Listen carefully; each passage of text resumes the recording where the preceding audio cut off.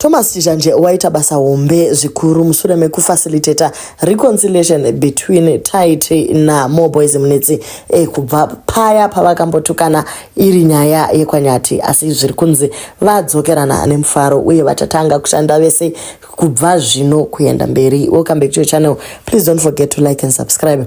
Kuya kuvengana nekutukana aiwa kana uchishanda nezvitunha unofanira kutoziva kuti mazuva atinawo pakurarama pano pasi aiwa mashoma. So Moreboys, what a special thanks to Thomas chizhanje.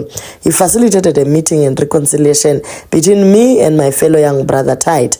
We are looking forward to work together and strengthen our relationship. I promise to visit and have dinner with them in Cape Town. Let's cherish when we see brothers working together. Mukoma Thomas vanoda kuona vanhu vachishanda pamwe chete vachisimuka. In our society we need each other.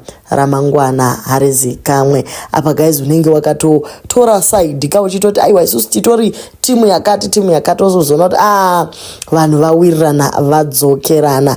Life goes on guys, ngatidzidzei kubatana seizvi. One day unoita problem usingazive ukashaya nokubatsira nekuda kuzviti wakapenga. So ndo mashoko ari kubva kuna Vheko achifara zvikuru kuti zvafamba zvakanaka.